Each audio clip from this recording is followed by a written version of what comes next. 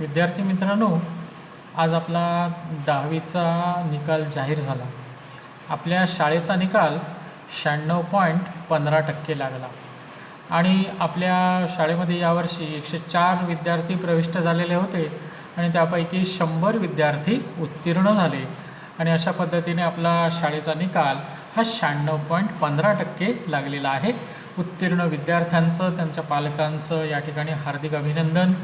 तुम्ही पण आता 10वीमध्ये आहात. तुमचा पण काही महिन्यांमध्ये, पुढील काही महिन्यांमध्ये 10वीची बोर्डाची परीक्षा असेल आणि त्याला तुम्ही प्रविष्ट होणार आहात आणि तुम्हालासुद्धा या सर्वांना या परीक्षेसाठी शुभेच्छा.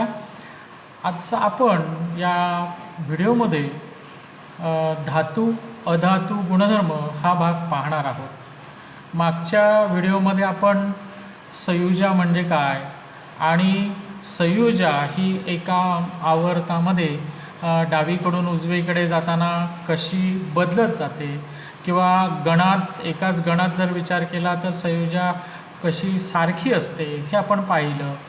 तदनंतर अणूचा आकार हा आवर्तामध्ये कसा कमी होत जातो ते पाहिलं किंवा गणामध्ये अणूचा आकार, एकाच गणामध्ये अणूचा आकार कसा वाढत जातो हे पाहिलं.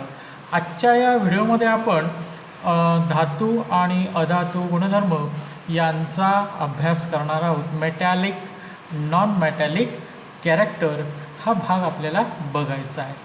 तर जी आपण आवर्त सारणी बघितलेली होती त्यामध्ये आपण धातू कुठे असतील, अधातू कुठे असणार आहे, धातू सदृश्य मूलद्रव्य कुठे आहेत याचा अभ्यास आपण केलेला होता. ही जर आपण आवर्त सारणी जर बघितली तर त्या आवर्त सारणीमध्ये आपण बघितलेलं होतं की या आवर्त सारणीमध्ये जर आपण विचार केला तर या आवर्त सारणीमध्ये ही जी नागमोडी रेषा आहे या नागमोडी रेषेच्या डाव्या बाजूला हे धातू असणार आहेत. नंतर या नागमोडी रेषेच्या उजव्या बाजूला अधातू आहेत आणि ह्या नागमोडी रेषेवर धातू सदृश्य मूलद्रव्य इथे आहेत असं आपण मागच्या काही व्हिडिओमध्ये बघितलेलं होतं. तर हे धातू अधातू गुणधर्म जे आहेत यांचा आज आपण अभ्यास करणार आहोत. मग आवर्त सारणीमध्ये मग अशी बघितल्याप्रमाणे एक नागमोडी रेषा आहे आणि नागमोडी रेषा धातू अधातूपासून वेगळे करते.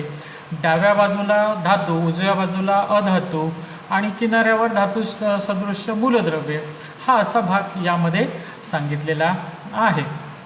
आता धातू आणि अधातूंच्या वैशिष्ट्यपूर्ण रासायनिक गुणधर्माची तुलना, धातू आणि अधातूंच्या वैशिष्ट्य रासायनिक गुणधर्माची तुलना, आता या ठिकाणी आपल्याला हा भाग जरा पाहायचा आहे. आता या साध्या आयनिक संयुगांच्या रासायनिक सूत्रावरून आपल्याला त्यामध्ये धनायन किंवा धातूपासून ऋणायन धनायन हा धातूपासून तर ऋणायन हा अधातूपासून बनलेला असतो. यावरून धातूंच्या अणूची प्रवृत्ती स्वतःचे संयोजा इलेक्ट्रॉन गमावून धनायन बनण्याची असते. यालाच मूलद्रव्याची विद्युत घनता म्हणतात. त्या उलट अधातूंची अणूंची प्रवृत्ती बाहेरून इलेक्ट्रॉन संयोजा कवचात स्वीकारून ऋणायन बनण्याची असते. हे आपण बघितलेलं आहे. आयनांना राजवायूंचे स्थायी इलेक्ट्रॉन स्वरूपण असते. संयोजा कवचातून इलेक्ट्रॉन गमावण्याची किंवा संयोजा कवचात इलेक्ट्रॉन स्वीकारण्याची अणूची क्षमता काय आहे हे आपल्याला बघायचं. कोणत्याही अणूतील सर्वच इलेक्ट्रॉन हे त्याच्या धनप्रभारी केंद्रकामुळे प्रयुक्त होणाऱ्या आकर्षण बलामुळे अणूमध्ये धरून ठेवले जातात.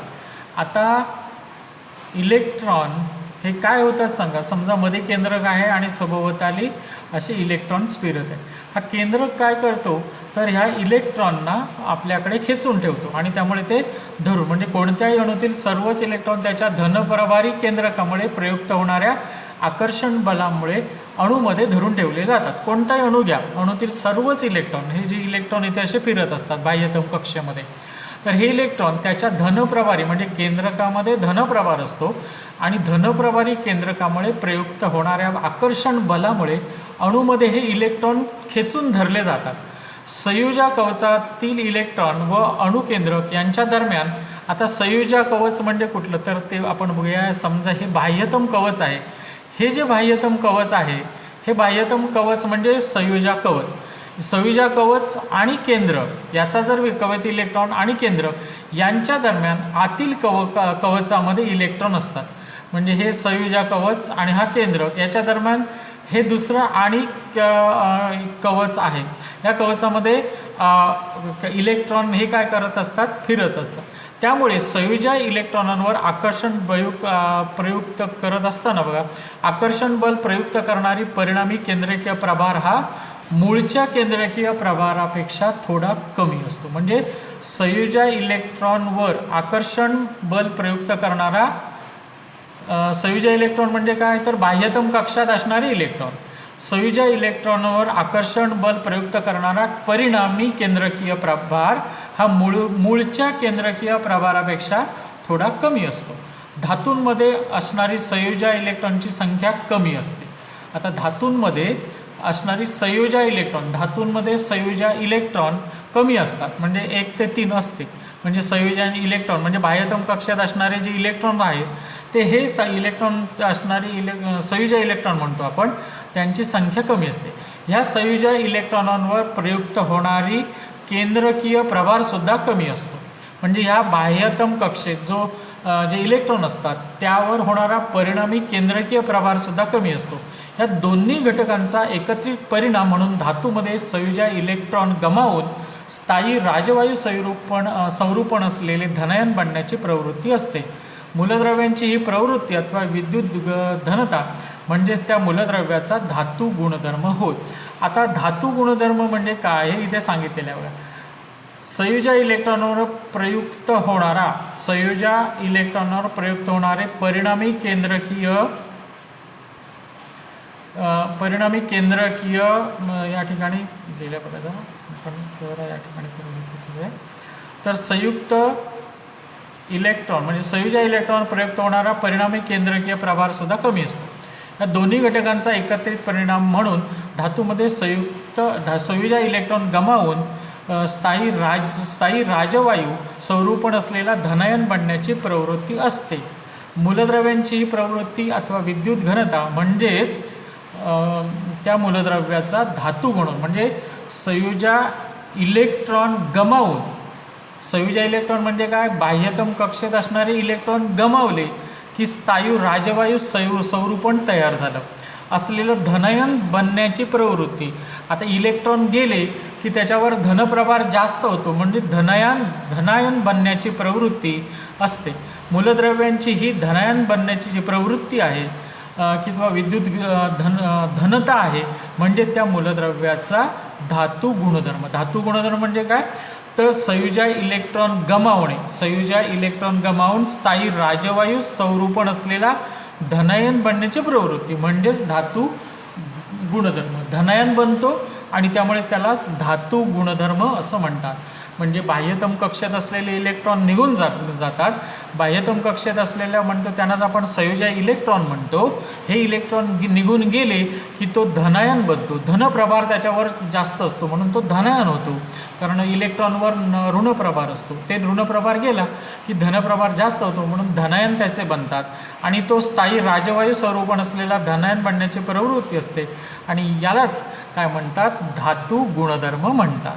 म्हणजे संयुजा इलेक्ट्रॉन निघून जातात, निघून गेल्यावर तो धनायन बनतो आणि धनायन बनण्याचं आणि स्थायी राजवायू स्वरूपण त्याचं बनतं आणि यालाच काय म्हणतात, धातू गुणधर्म असं या ठिकाणी म्हटलेलं आहे. आता या आकृतीमध्ये दाखवलेलं आहे आपल्याला धातू गुणधर्म आणि अधातू गुणधर्म.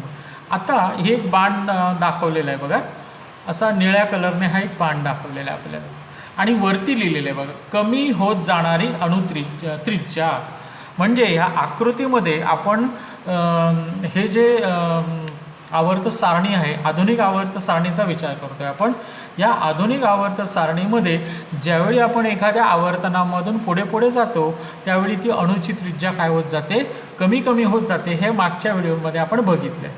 तसं दुसरा मुद्दा काय सांगितला आहे, वाढत जाणारी विद्युत ऋणता काय, वाढत जाणारी विद्युत ऋणता व अधातू गुणधर्म. म्हणजे अधातू गुणधर्म या ठिकाणी काय होत जातो, वाढत जातो. आणि तिसरा मुद्दा काय सांगितला आहे, कमी होत जाणारी विद्युत घनता व धातू गुणधर्म, म्हणजे धातू गुणधर्म हा कमी होत जातो आणि अधातू गुणधर्म काय होत जातो, वाढत जातो. केव्हा, तर या आवर्त सारणीमध्ये डावीकडून उजवीकडे जाताना अणुत्रिज्या कमी होते, एक भाग झाला. नंतर विद्युत ऋणता आणि अधातू गुणधर्म हा वाढत जातो आणि धातू गुणधर्म हा काय होत जातो, कमी होत जातो. अधातू गुण या ठिकाणी इथून आपण डावीकडून उजवीकडे गेलात तर या साईडला आपण धातू आहेत बघा, आणि हा धातूंचे जो गुणधर्म आहेत, धातू गुणधर्म हे हळूहळू पुढे पुढे कमी जातात आणि त्यांचा अधातू गुणधर्म वाढत जातो. धातू गुणधर्म कमी होत जातो आणि अधातू गुणधर्म वाढत जातो. अशा पद्धतीने इथे दाखवलेलं आहे. आता पुढच्या भागामध्ये असं जर बघितलं तर या ठिकाणी वरून खाली जाणारा बाण दिसतोय बघा, हा इथे वरून खाली जाणारा बाण. आता इथे वरून जर खाली गेलो तर अणुत्रिज्या वाढत जाते. म्हणून आपण बघितलेलं आहे गणामध्ये अणुत्रिज्या काय होत जातं, कक्षा वाढत जातात, कवच वाढत जातात आणि केंद्रक आणि कवच बाह्यतम कक्षामधील अंतर वाढतं म्हणजे अणुत्रिज्या त्याची वाढते, म्हणजे वाढत जाणारी अणुत्रिज्या आहे. आणि इथे आपल्याला या ठिकाणी बघतोय की इथे कमी होत जाणारी विद्युत ऋणता म्हणजे अधातू गुणधर्म इथे काय होत जातो, वरून खाली जाताना कमी होत जातो आणि इकडून असा काय होतो, अधातू गुणधर्म वाढत जातो. आणि वाढत जाणारा इथे धातू गुणधर्म मात्र वरून खाली जाताना असा वाढत जातो, पण इथे धातू गुणधर्म कमी होत जातो, अधातू वाढत जातो. वरून खाली जाताना धातू गुणधर्म या ठिकाणी वाढत जातो आणि अधातू गुणधर्म कमी होत जातो, असं या चित्रामध्ये आकृतीमध्ये आपल्याला दाखवलेलं आहे. आता आधुनिक आवर्त सारणीतील स्थानावरून मूलद्रव्यांचं धातू गुणधर्म आवर्ती कल स्पष्टपणे समजून येतो. आधुनिक आवर्त सारणीचा विचार करू. प्रथम एका गणातील मूलद्रव्यांचा धातू गुणधर्माचा विचार करूया. आता त्या आकृतीवरनं जे बघितलेलं आहे त्याचं स्पष्टीकरण पुन्हा एकदा आपल्याला या ठिकाणी पाहायचं आहे. काय सांगितलेलं आहे तिथे, एका गणातील धातू गुणधर्माचा विचार करू. एका गणात वरून खाली जाताना म्हणजे गण आहे त्याच्यात आपण वरून खाली गेलो, वरून खाली जाताना नव्या कवचाची किंवा कक्षाची भर पडते. आपण वरून खाली जाताना काय होतं, कक्षा अशा एक एक वाढत जातात. वरून खाली जाताना कक्षा वाढत जातात, कक्षा वाढत गेल्या कवचाची भर पडून केंद्रक व संयोजक इलेक्ट्रॉन यांच्यामधील अंतर वाढतं. आता कवच वाढलं, हा केंद्रक आहे, कक्षा वाढत गेल्या, हे अंतर काय गेलं, वाढत गेलं. म्हणजे जशा कक्षा वाढत जाणार आहे हे अंतर वाढत जाणार. अशा पद्धतीने एक वरी जाताना नव्या कवचाची भर पडून केंद्रक व संयोजक इलेक्ट्रॉन यांच्यातील अंतर वाढत जाते. त्यामुळे परिणामी केंद्रकीय प्रभार कमी होत जाऊन संयोजक इलेक्ट्रॉनवरील आकर्षण बल कमी होते. म्हणजे या ठिकाणी असं जर आणखी काय झालं, कक्षा वाढत गेल्या तर इथे केंद्रक यांना आकर्षण जो आपल्याकडे खेचून घेत असतो, हे आकर्षण बल पुढे पुढे जशा कक्षा वाढत जाणार तसं आकर्षण बल कमी कमी होत जाणार आहे. गमावण्याची कमी होत जाऊन संयोजक इलेक्ट्रॉनवरील आकर्षण बल कमी होते. त्यामुळे संयोजक इलेक्ट्रॉन गमावण्याची अणूची प्रवृत्ती वाढते. आता आकर्षण बल कमी झालं की इलेक्ट्रॉन काय होतात, बाहेर त्या कक्षेतून बाहेरच्या कक्षेतून बाहेर पडायला बघतात. त्यामुळे इलेक्ट्रॉन गमावण्याची अणूची प्रवृत्ती वाढते. तसंच संयोजक इलेक्ट्रॉन गमावल्यानंतर उपांत्य कवच बाह्यतम ठरतं. म्हणजे आता या ठिकाणी असा विचार केला तर या ठिकाणी आपण काही कक्षा दाखवूया. या बाह्यतम कक्षेमध्ये 2 इलेक्ट्रॉन आहे, इथे एक आहे आणि इथे काय, हे 2 इलेक्ट्रॉन निघून गेले बाजूला कुठेतरी या ठिकाणी निघून गेले. 2 इलेक्ट्रॉन गेले म्हणजे ही जी दुसरी कक्षा आहे तर या बाह्यतम कक्षेत 8 इलेक्ट्रॉन असतील. बाह्यतम कक्षेत म्हणजे ही बाह्यतम कक्षा आता झाली, ही निघून गेली. म्हणजे ही बाहेरची जी तिसरी कक्षा आहे ही तिसरी कक्षा निघून गेली. आता ही तिसरी कक्षा निघून गेली म्हणजेच 2च कक्षा या ठिकाणी, पहिली आणि दुसरी. ही तिसरी कक्षा, ही तिसरी कक्षा इलेक्ट्रॉन तिसऱ्या कक्षेतले निघून गेले. 3 होते ते निघून गेली, कक्षा संपली. म्हणजे आता 2च कक्षा उरल्या. म्हणजे याच्यात 2 नंतर किती होतात इलेक्ट्रॉन असतात, दुसऱ्या कक्षेत 8 इलेक्ट्रॉन असतात. हे मागच्या व्हिडिओमध्ये आपण बघितलेलं आहे. म्हणजे ही बाह्यतम कक्षा, आता ही दुसरी 2 नंबरची बाह्यतम कक्षा होते. आणि हे उपांत्य कवच पूर्ण अष्टक म्हणजे ह्याच्यात 8 इलेक्ट्रॉन आहेत म्हणजे पूर्ण अष्टक आहे. अष्टक असल्यामुळे तयार झालेल्या धनायनाला विशिष्ट स्तरीय प्राप्त होतं. म्हणजे हे धनायन जे तयार होतात, आयन तयार होतात ते विशिष्ट, त्याच्यामुळे इलेक्ट्रॉन गमावण्याची अणूची प्रवृत्ती आणखी वाढते. त्यामुळे इलेक्ट्रॉन गमावण्याची अणूची प्रवृत्ती आणखी वाढते. संयोजक इलेक्ट्रॉन गमावण्याची अणूची प्रवृत्ती मग असे वरती बघितल्या, इलेक्ट्रॉन गमावण्याची अणूची प्रवृत्ती म्हणजे धातू गुणधर्म. त्यामुळे गणात वरून खाली जाताना मूलद्रव्याचा धातू गुण वाढण्याचा कल दिसून येतो. अशा पद्धतीने गणात वरून खाली जाताना धातू गुण वाढत जातो. म्हणजे गणात वरून खाली जाता कशामुळे होतं तर गणात वरून खाली जाताना काय होत जातं, नवीन कवचाची भर पडते, एक भाग झाला. त्यामुळे केंद्रक आणि संयोजन यामधील अंतर वाढतं. अंतर वाढलं की केंद्रकीय प्रभार कमी होऊन संयोजनाला आकर्षण बल कमी होतं. संयोजन इलेक्ट्रॉन गमावण्याची प्रवृत्ती वाढते आणि गमावल्यामुळे जे धनायन तयार झालेले असतात त्यांना विशिष्ट असते, त्यामुळे इलेक्ट्रॉन गमावण्याची अणूची प्रवृत्ती वाढते आणि संयोजन इलेक्ट्रॉन गमावण्याची अणूची प्रवृत्ती म्हणजेच धातू गुणधर्म होय. आणि त्यामुळे गणात वरून खाली जाताना धातू गुणधर्म हे काय होतात, वाढत जातात. असं वाढत जात असल्याचा आपल्याला कल दिसून येतो. पुढचा भाग जो आहे तो एका आवर्तात आता डावीकडून उजवीकडे जात असताना हा भाग आपल्याला बघायचा. आता डावीकडून उजवीकडे जाताना काय होतं, बाह्यतम कवच तेच राहतं. म्हणजे या ठिकाणी डावीकडून उजवीकडे आपण असं चाललोय तर या ठिकाणी इलेक्ट्रॉन फक्त काय होतात, एक वाढला म्हणजे पहिले दुसऱ्या दोनच असणार. समजा हे दुसरं आहे म्हणजे डावीकडून उजवीकडे पहिल्या ह्याच्यामध्ये आपण काय होणार आहे, पहिल्या गणात असू तर एक इलेक्ट्रॉन असणार आहे. आणखी दुसऱ्या गणात गेलो की 2 इलेक्ट्रॉन. आपण डावीकडून उजवीकडे सरकतोय. तिसऱ्या गणामध्ये आलो डावीकडून उजवीकडे तर 3 इलेक्ट्रॉन. असे इलेक्ट्रॉन काय होतात, वाढत जातात, पण कक्षा वाढत नाही. इलेक्ट्रॉन वाढत गेल्यामुळे काय होतं, केंद्रकातील बाह्यतम कवच तेच राहते. केंद्रकातील धनप्रभार वाढत गेल्याने व अणुत्रिज्या कमी होत गेल्याने प्रयुक्त होणारा परिणामी केंद्रकीय प्रभार वाढतो. त्यामुळे संयोजन इलेक्ट्रॉन गमावण्याची अणूची प्रवृत्ती कमी होते. संयोजन इलेक्ट्रॉन गमावण्याची अणूची प्रवृत्ती काय होते, कमी होत जाते. पण गणात वरून खाली जाताना इलेक्ट्रॉन जास्त दिले जातात. पुढे खाली येताना तसं इलेक्ट्रॉन जास्त दिले जातात. म्हणजे धातू गुण काय झाला, वाढत जातात. आता इथे काय झालं बघा, तर इलेक्ट्रॉन हे वाढत गेले त्यामुळे केंद्रकीय प्रभारसुद्धा वाढत गेला. त्यामुळे संयोजन इलेक्ट्रॉन गमावणार नाहीत म्हणजे जाणार नाहीत. त्यामुळे अणूची प्रवृत्ती गमावण्याची प्रवृत्ती कमी होत जाते. म्हणजे आवर्तामध्ये डावीकडून उजवीकडे जाताना मूलद्रव्यांचा धातू गुणधर्म कमी होत जातो. अशा पद्धतीने धातू गुणासंबंधी ह्या 2 भाग म्हणजे गणात वरून खाली येताना आणि आवर्तामध्ये डावीकडून उजवीकडे येताना. गणामध्ये वरून खाली येताना धातू गुण वाढत जातो, एवढं बघितले. का वाढत जातो तर इलेक्ट्रॉन गमावण्याची अणूची प्रवृत्ती वाढते आणि ही वाढली. हे धातुगुण म्हणजे काय तर संयोजन इलेक्ट्रॉन गमावण्याची अणूची प्रवृत्ती म्हणजे धातुगुण.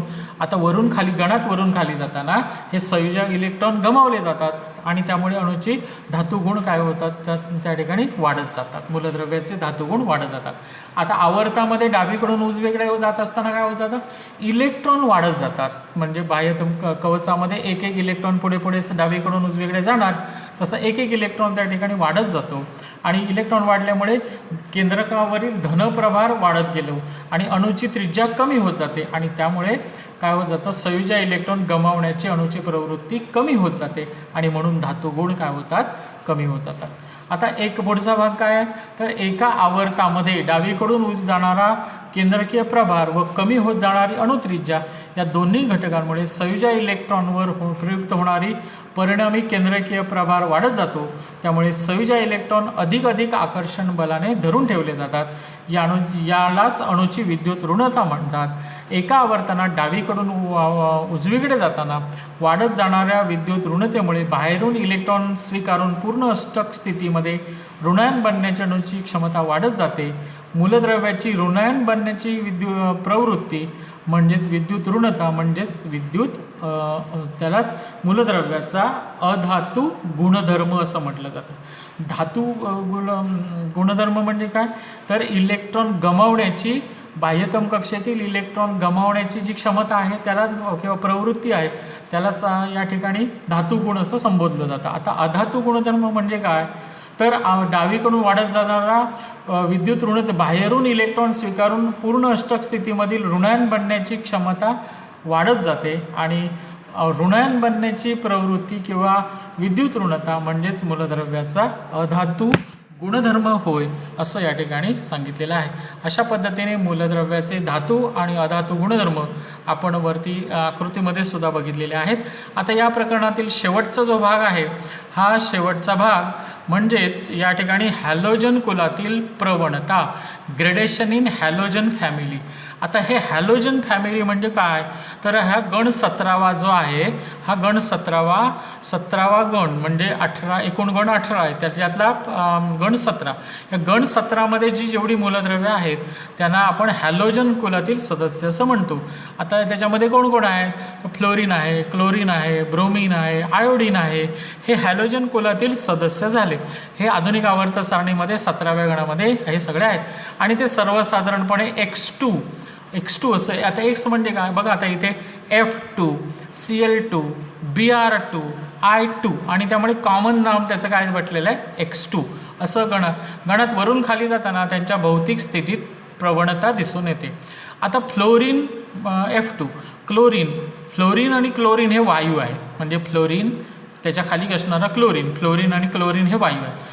ब्रोमीन आहे हा द्रवरूप स्थितीत आढळतो आणि आयोडीन हा स्थायू स्थितीत आढळतो. म्हणजे हे हॅलोजन कुलामध्ये 17व्या गणामध्ये आपल्याला प्रवणता दिसून येते आणि यामध्ये जे फ्लोरीन आणि क्लोरीन हे 2 मूलद्रव्य आहेत ही वायुरूप मूलद्रव्य आहेत आणि ब्रोमीन हे फ्लोरीन क्लोरीन वायुरूप आहेत, ब्रोमीन हे द्रवरूप मूलद्रव्य आहे आणि आयोडीन हे स्थायीरूप मूलद्रव्य आहे. अशा पद्धतीने हॅलोजन कुलातील प्रवणता इथे सांगितलेली आहे. अशा पद्धतीने आज या व्हिडिओमध्ये आपण धातुगुण, अधातुगुण आणि हॅलोजन कुलातील प्रवणता हे या ठिकाणी आज आपण बघितलेला आहे. आणि धातू हे दाखवलेलं आहे बघा, धातू आणि अधातू गुण कसे तयार होते या ठिकाणी आकृतीमध्ये दाखवलेलं आहे. आणि हे 3 मुद्दे दिलेले आहेत आणि हे 3 मुद्दे दिलेले आहेत. म्हणजे इकडे डावीकडून उजवीकडे जाताना या ठिकाणी काय होतं, डावीकडून उजवीकडे जाताना अणुत्रिज्या काय होत जाते, कमी होत जाते आणि अधातू गुणधर्म वाढत जातात आणि धातू गुणधर्म इथे वाढत जाणारे अधातू गुणधर्म आणि धातू गुणधर्म काय होत जातात, कमी होत जातात. आणि वरून खाली जाताना धातू गुणधर्म अणुत्रिज्या वाढत जाते, इथे डावीकडून उजवीकडे जाताना अणुत्रिज्या कमी होत जाते. इथे काय जातं, अणुत्रिज्या वाढत जाते, धातू गुणधर्म वाढत जातात आणि अधातू गुणधर्म कमी होत जातात. अशा पद्धतीने इथे दाखवलेला आहे धातू गुणधर्म आणि अधातू गुणधर्म.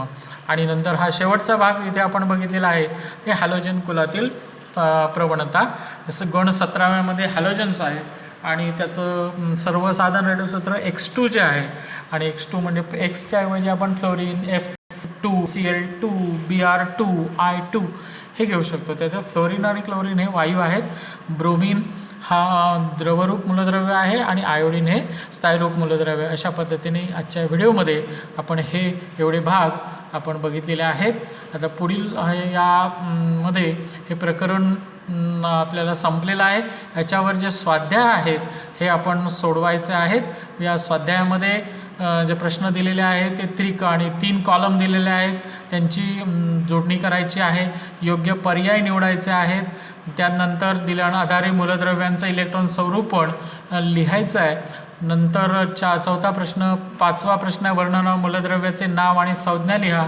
नंतर 6वा प्रश्न थोडक्यात टिपालिया मेंडेलिव्हचा आवर्ती नियम, आधुनिक आवर्ती रचना, नंतर समस्थानकांचे मेंडेलिव्हच्या व आधुनिक आवर्त सारणीतील स्थान, शास्त्रीय कारणे हे आपण या ठिकाणी लिहायचं आहे आणि हा तुम्हाला होमवर्क आहे आणि याचा अभ्यास करायचा आहे. या प्रकरणावर एक रविवारी आपण परीक्षा घेणार आहोत, त्या दृष्टिकोनातून तुम्ही अभ्यास करायचा आहे आणि ही परीक्षा रविवारी असेल आणि ती परीक्षा आपल्याला द्यायची आहे. 20 मार्काची परीक्षा या प्रकरणावर मी घेणार आहे आणि ती रविवारी आपल्याला सकाळी त्याचा जो पेपर आहे तो 10 वाजता मी सगळ्यांना देईन. आपण 10 ते 11 या 1 तासामध्ये हा 20 मार्काचा पेपर सोडवायचा आहे.